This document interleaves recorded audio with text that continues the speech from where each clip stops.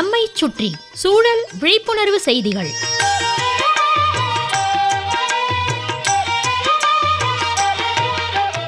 அன்புள்ள நாராயணன் சார் அவர்களுக்கு உங்கள் மாணிக்கம் எழுதும் மடல்.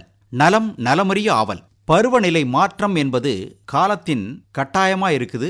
இன்றைய காலத்துல பூமி வெப்பமயமாகுதல், ஓசோன்ல ஓட்டை, பனிப்பாறைகள் உருகி கடல் மட்டம் உயருதல், பூமியின் வெப்பம் அதிகரித்தல், பருவமழை பெய்யாதது, புயல் வெள்ளம் என்றால் ஒரு குறிப்பிட்ட நேரம் நாள் காலத்துல மழை அடிச்சு பேஞ்சு ஊரே வெள்ளக்காடாயிடுது.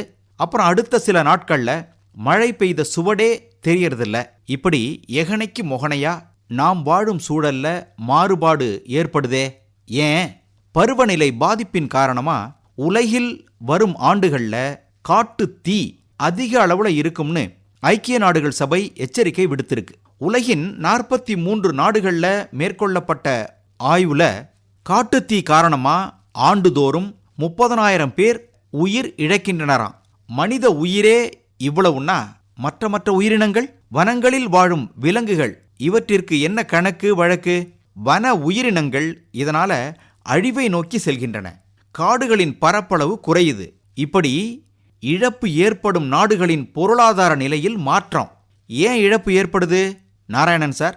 குறிப்பிட்டு கடுதாசியில் எழுதணும்னா அமெரிக்கா, ஆஸ்திரேலியா, மத்திய தரைக்கடல் பகுதி நாடுகளில் கடந்த 3 ஆண்டுகளில் காட்டு தீ சம்பவங்கள் அதிகரிச்சிட்டு வருதான். என்ன செய்ய போறோம்? ஒரு நாட்டின் பரப்புல 3ல் 1 பகுதி காடா இருந்தாதான் இயற்கை சமன்பாடு கிடைக்கும். அதில் வாழும் உயிரினங்கள் நல்லபடியா வாழ இயலும். காடுகளின் பரப்பு குறைஞ்சதுன்னா இயற்கையில் சீர்கேடு ஏற்படும்னு நாம எடுத்துக்கணும். மணிநீரும் மண்ணும் மலையும் அணிநிழற் காடும் உடையதரண் என்ற வள்ளுவரின் குரல் ஒரு நாட்டின் ஒட்டுமொத்த வளர்ச்சியிலும் பாதுகாப்பிலும் வனங்களின் முக்கிய பங்கினை எடுத்துரைக்கின்றது. பண்டைய காலங்களிலிருந்தே நமது இந்திய நாட்டின் பாரம்பரியமிக்க கலாச்சாரங்கள்ல மரங்கள் மக்களின் வாழ்க்கையோடு ஒன்றிணைந்து காணப்படுது. உலக அளவில் உள்ள தாவரங்கள்ல 12% தாவரங்கள் நம்ம நாட்டில் காணப்படுதுன்னு சொல்றாங்க. வன வளத்தை பொறுத்த வரைக்கும் 16 வகைப்பட்ட வனங்கள் நம் நாட்டில் உள்ளன.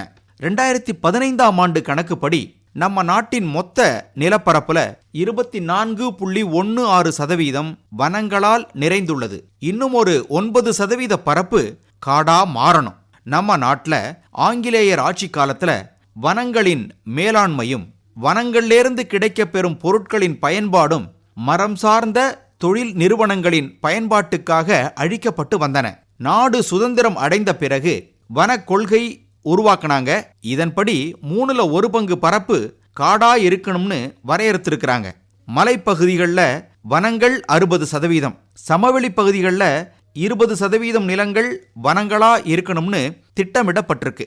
நாராயணன் சார், நாடு சுதந்திரம் அடைந்த பிறகு வருமானம், வளர்ச்சி, கட்டுமானம் போன்றவற்றுக்காக நிறைய வனங்கள் அழிக்கப்பட்டன. ஒரு நிலையை அடைந்த பிறகு இதுல நிறைய மாற்றம் ஏற்பட்டிருக்கு அல்லது ஏற்படுத்தப்பட்டிருக்கு.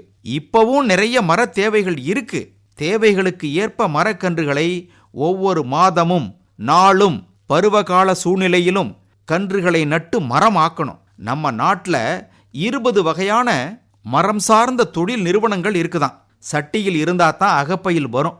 வங்கியில பணம் நம்ம கணக்குல இருந்தாதான் நாம பணம் எடுக்க முடியும். அதே போலத்தான் வருங்கால சந்ததியினர் நல்லபடியா வாழணும்னா மரக்கன்றுகளை இப்பவே நட்டு மரமாக்க முயற்சிக்கணும். இப்படிக்கு மடல் மாணிக்கம்.